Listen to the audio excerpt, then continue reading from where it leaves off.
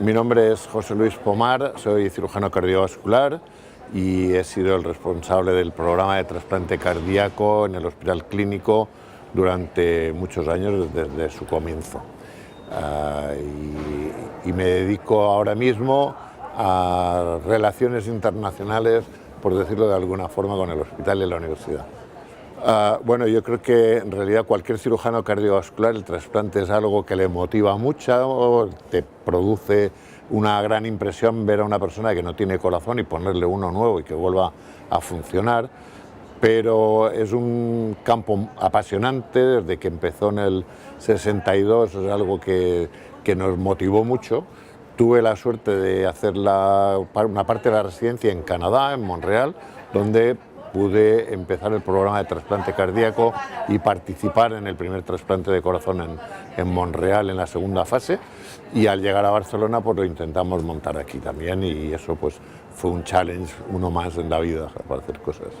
Bueno, pues en España se había hecho uno en Madrid, el Marqués de Villaverde, que no fue todo lo exitoso que uno hubiera esperado,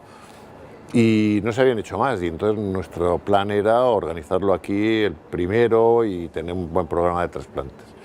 Y nos fuimos un equipo de aquí a Stanford, estuvimos en varios sitios, pero básicamente en la Universidad de Stanford, en Palo Alto, cardiólogos, cirujanos, anestesistas, formándonos en todo lo que era el programa de trasplante cardíaco. Y cuando llegamos aquí pues empezamos todos los preparativos con enfermeras, hasta con la personal de limpieza para tener un área bien limpia y preparada para el trasplante. Y lo que pasa en la vida, en aquella época, estamos hablando de los 80, no había móviles, ni había según qué cosas de comunicación que hoy tenemos, y en otro hospital, en este caso en el Hospital de San Pablo, hicieron un trasplante. Nosotros no sabíamos ni que lo estaban preparando en realidad, pero hicieron uno, y a partir de aquel momento, aunque teníamos todo preparado, incluso el enfermo ingresado a punto, esperando un donante, pues se tuvo que parar todo, porque además administrativamente se dijo que solo se hacía en un hospital, y aquel lo había hecho antes, pues se acabó, ahí se fue. Y debido a esta coyuntura, pues tuvimos que buscar otra cosa, otro proyecto para hacer, y ese otro proyecto fue establecer un banco de tejidos, que solo había en aquel momento uno iniciando en Bruselas y uno más potente en Londres,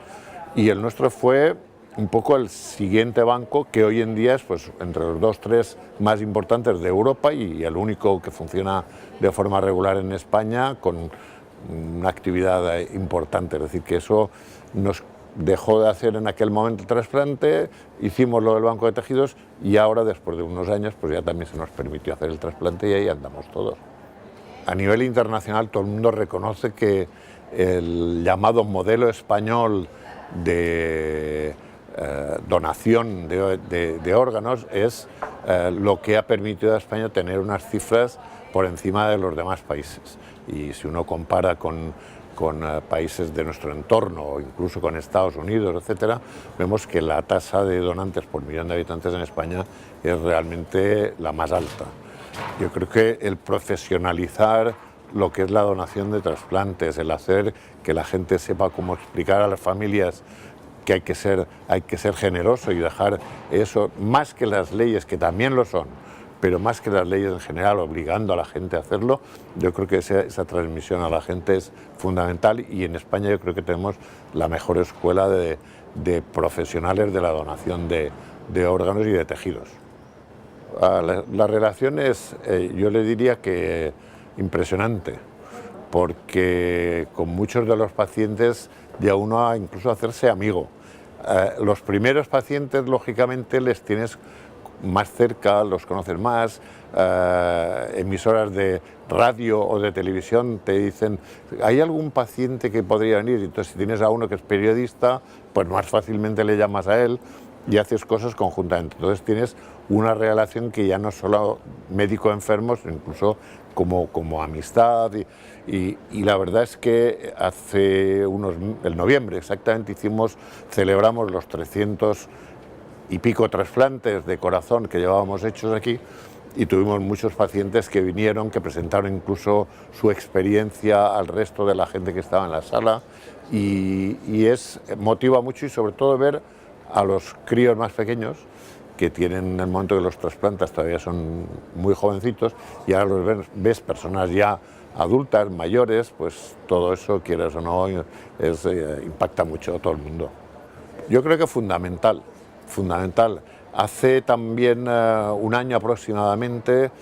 y no era un momento para sonreír, pero sí que me produjo una sonrisa interna brutal. En una reunión en la que estábamos hablando de trasplantes, salió una persona que era el hijo del primer paciente que habíamos operado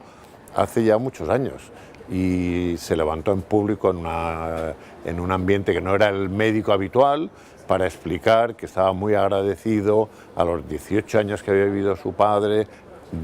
sin esperarlos. Todo eso te provoca, vamos, ya no solo la sonrisa afuera, que siempre es agradable y muy importante, sino que además dentro te das cuenta de que has hecho algo positivo, que no todos los días podemos decir lo mismo. Nuestro trabajo es duro y es pesado, pero yo creo que el 90% de los cirujanos de corazón lo somos porque nos gusta, porque ni es por motivos económicos ni es por otros motivos que uno pudiera imaginar, es porque el tipo de trabajo que haces te gusta. Entonces, yo creo que a pesar de las horas que echas, a pesar de que los trasplantes suelen ser siempre por la noche, a pesar de todo lo que es de este mundo, que mucha gente podría decir te quema, que es el burnout americano, que es cierto, pero a pesar de todo te llaman, no sé si la adrenalina o qué es,